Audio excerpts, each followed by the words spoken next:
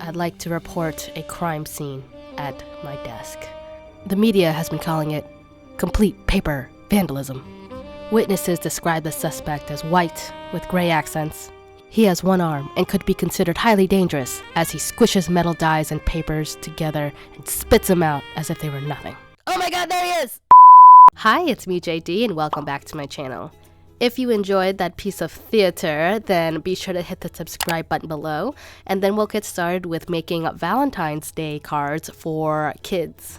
I've got some really fun animal dies, as well as some scrap cardstock. I've decided that this is the year that I'm going to forego the cheapy drugstore little Valentine's Day trinkets and DIY Valentine's Day cards for my son Owen's class. Do you guys remember Owen? How do you like it? Oh, careful. Ooh, good. Okay, oops. Okay. Another reason why I let Nuvo drops dry overnight. God, tell me not to do that. Okay, sorry, I did not tell you not to do that. Every year in Owen's class, they have a huge Valentine's Day party. Valentine's Day cards and treats are pretty much a standard for his school anyway. I wasn't going to film this because I thought it was going to be a pretty simple process. I'd pretty much be doing the same thing 24 times. Then I thought about it, and this could be like a get crafty with me video where I might, just share you some stories and give you some tips on mass producing cards. If you want to get some inspiration for making your own Valentine's Day cards for classrooms, or, you just have a couple minutes to kill. Either way, I appreciate you, I appreciate your time, I appreciate all, 20 of you that are watching this. Yeah, I don't know what it is, but when I make cards that are kid-friendly, they don't seem to do as well as the cards, like the complicated cards that you need all these dies and techniques for. Like, I made a couple of card videos for Christmas, and for all the work I put into them, editing and filming and all that, they kind of bombed. So I don't really know what works. Maybe you guys can tell me. Do you guys prefer, the more involved videos where there's multiple techniques or multiple cards? Or do you like more simple cards that you or your kids can do yourselves? Let me know down in the comments. Alright, let's get into my tips for mass producing these kinds of cards. So first of all, these dies are great, but they don't always come in multiple pieces. Like some of them do and some of them don't. And then number one, I think that's maybe to cut down on the costs, but it's kind of annoying when you want to, maybe just cut like part of the ears off in one color and use the rest of the face in another color. So as you can see, I'm using all neutral colors because I'm making a bunch of puppy cards, and these puppies will be all like interchangeable, and that's a great tip for like saving on cardstock because if I cut an entire black piece with a die, I can use the ears from that piece on another puppy and help change up the colors a little. And as you can see, my next tip is to jam as many dies as possible on your cutting plate as possible when you die cut.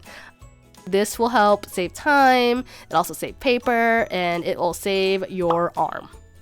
Another tip I have for you guys would be to use some painter's tape to connect all of your pieces together so you have like a big web of metal dies. So that way you can run it multiple times and not have to assemble or lay out your dies over and over and over again. You just take the web off and put it on another piece of cardstock, run it through your die cutting machine, and then you're good to go. And I've got really good at placement. Like some of these spaces on the cardstock is really super thin because I wanted to squeeze any bit of metal die I had right onto my cutting plate. When working with this many dies, I like to run it through twice. I also like to use a metal shim to make sure that I cut out every little piece of paper that I could, because you'd hate to take it off and then have to run it back through your machine again.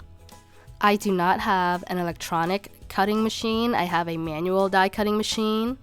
I would love one, but I don't have the money or space for an electronic craft machine.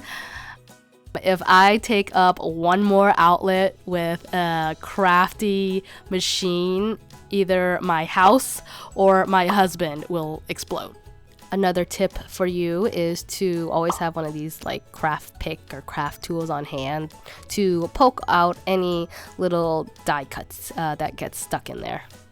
Once I've got all the die cuts poked out, I'm just going to take my web and place it on another piece of cardstock. Owen did help me by cranking the machine a couple times, so he did have a hand in all this. I had also pre-cut all of that scrap cardstock into A2 sized card fronts, and so it would become sort of like an assembly line of all of these Valentine's Day cards. I chose to use only dog metal dies in this big picture book die line just because Owen loves dogs. And then I started to assemble all of my puppies together. They all have the same body, just different heads, which is a weird sentence to say out loud. All of the supplies I used are linked down below. If you're going to invest in these kinds of dies, I would say get the bodies, because I think the bodies were designed to go with any type of head. And so yeah, just get I got this like one that's like his arms together, or so they can like hug something or hold something like a gift card or cash. So I knew this would be a die I would use often, and then I just picked out my favorite animals from there. I got these dies on Simon Says Stamps Die-cember sale. So if you see these dies on sale, go for it, because it doesn't happen often. It was one of those things where, you know, one minute I was loading my cart, and the next minute I had spent all of my Christmas money before New Year's. Another tip for working with these dies is that I didn't want to cut out a whole nother piece for the eyes and the nose, so I just pulled out one of my black markers and penciled out and traced where the nose and eyes were going to be and just filled it in that way, and that helped me to save paper and time. For some of these cards, I also made 2 at a time if the pieces were really interchangeable, such as this French Bulldog. I cut one piece in white and one piece in black, and then I just switched them up. Another tip for working with any animal metal dies is that if you want to add some life to their eyes or their nose, you can use a white gel pen to just add some highlight, a little dot in the corner for their eyes, and maybe, you know, a little semicircle for their nose. I didn't keep track of all of the colors of cardstock I was cutting. I just knew that I needed a bunch of each color. And then by the end, I had some pretty funky looking animals. But hey, they're just like the puppies and dogs of real life. You know, there are some pretty interesting looking dogs out there. Adopt, don't shop. After that, it was time to add a sentiment. And with the help of a stamping tool, it's much easier to mass produce a bunch of sentiment strips. I just inked, and then I stamped, and then I shifted the cardstock down, and then I ink and stamp again, and the process went by a lot quicker. Then I used my trimmer to quickly trim all of those down to size. And here is my idea for the little Valentine's Day treat. This one looks really interesting to me. Anyway, so schools have this big thing against allergies. So this year I went with a non-candy treat. And what I'm going to do is I'm just going to stick the sentiment strip on first.